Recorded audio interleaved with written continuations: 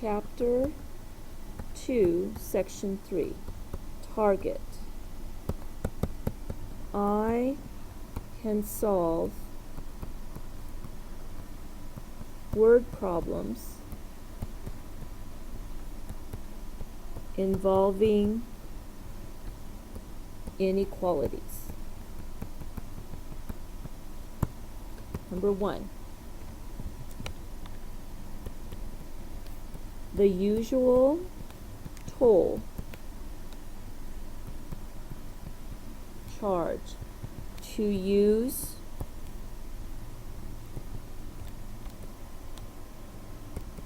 the Brigham Tunnel is 50 cents. If you purchase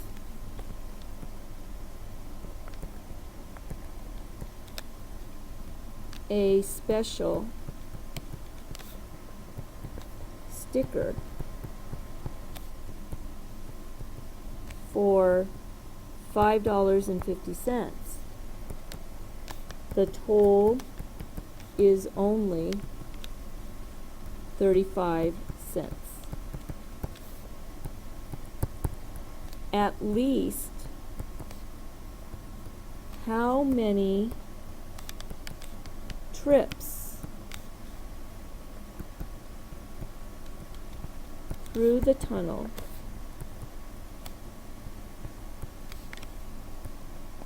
are needed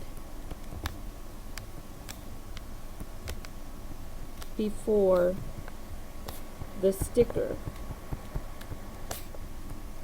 costs less than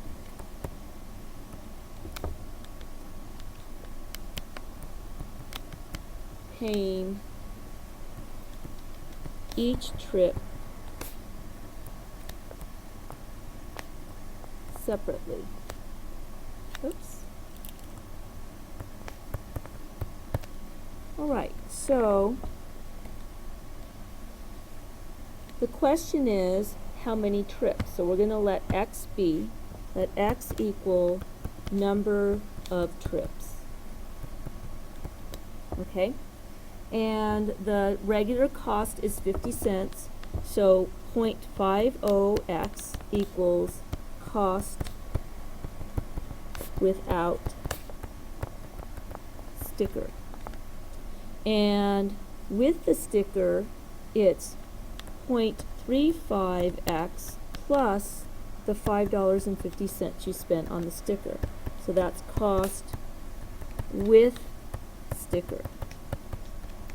Now the question is at least how many trips through the tunnel are needed before the sticker costs less than paying for each trip separately.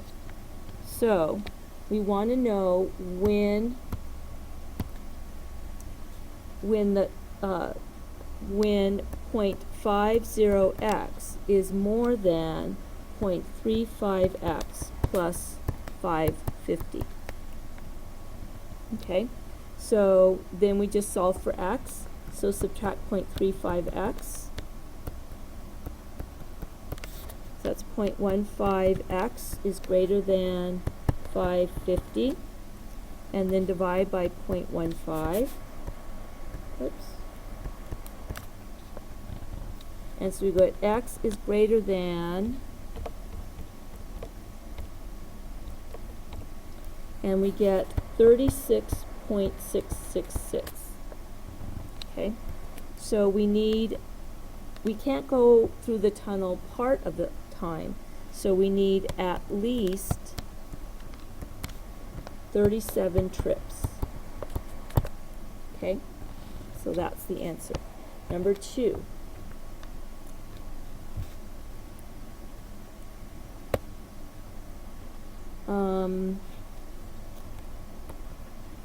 The lengths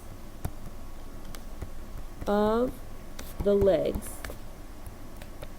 of an isosceles triangle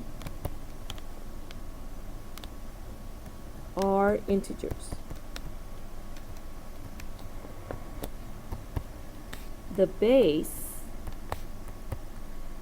is half as long as a leg.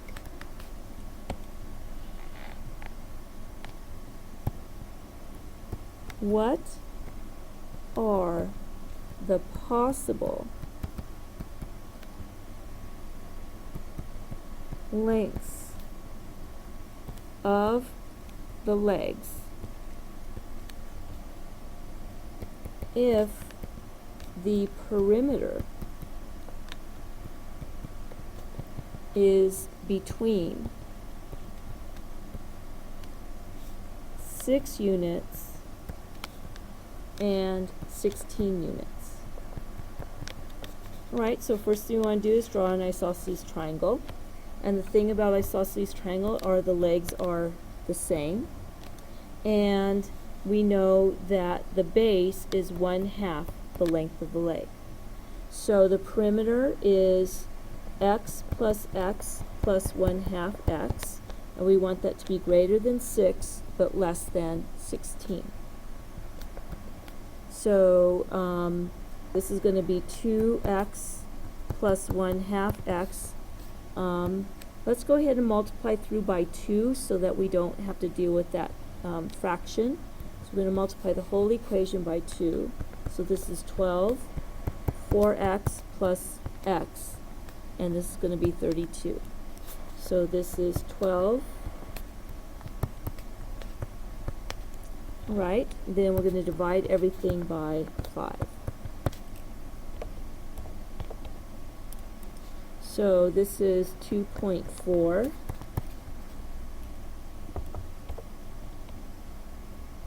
And this is 6.4. So the length of the leg has to be a number between 2.4 and 6, but it also has to be an integer. So it could be 3, or it could be 4, or it could be 5. Could it be 6? Yes, because 6 is less than 6.4. Could it be 7? No. So these are the possible solutions there. Okay. All right, number 3. Find all sets of 3 consecutive even integers whose sum is between 25 and 45. Okay, so if n equals the first even, then n plus 2 equals the second even, then n plus 4 equals the third even. And we know that their sum has to be between 25, so the sum,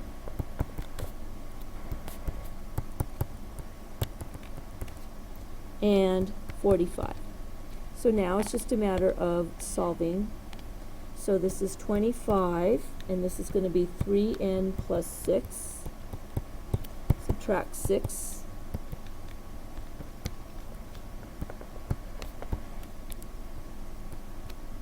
Divide everything by 3. So this is 6.33 and 13. Okay? So it has to be an even integer. So what's the first even integer between 6 and 13? Okay, it's going to be 8. So one set of numbers could be 8, 10, and 12. Or 10 is also between 6 and 13. So it could be 10, 12, and 14. Or 12 is also between 6 and 13, so it could be 12, 14, and 16. But could it be 14? No, because 14 is not between 6.3 and 13. So that is our solution. All right, And the next one is number 4. Jim's score, Jim's second test score was 8 points more than his first test score. His third score was 88. He had a B average, meaning between 80 and 89 inclusive.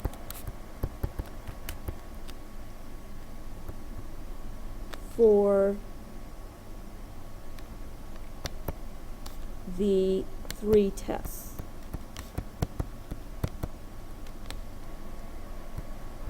What can you conclude about his first test score? All right, so the thing we don't know is the first test score, so let X be the score on first test. Okay, and notice that here it says he had a B average, so we need to average the scores. Remember, to average them, we have to add them together and divide by how many. So his score on the second test was X plus 8.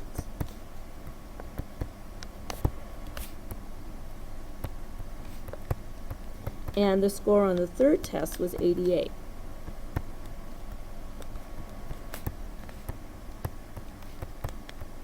Okay, so now we just add them up, and it has to be a number between 80, and so this is going to be X plus 8 plus 88 and less than 89. But notice that it says inclusive, so that means we can include 80 and we can include 89. So then we have 80 is less than or equal to 2x, that's an 8, plus 96. Okay, and remember, we want the average, so we have to divide this by 3. I should have written that up here too. Divide by 3, because we want the average. So the first thing I'm going to do is multiply the whole thing by 3.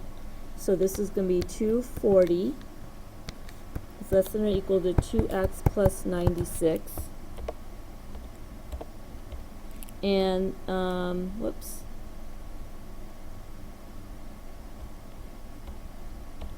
And this side is going to be 267. So subtract 96 from everything.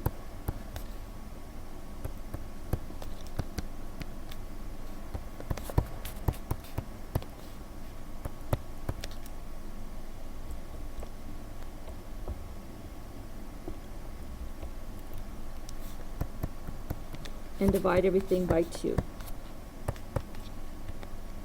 So this is going to be 72 is less than or equal to x is less than or equal to 85.5. All right, so what does that tell us about the first test?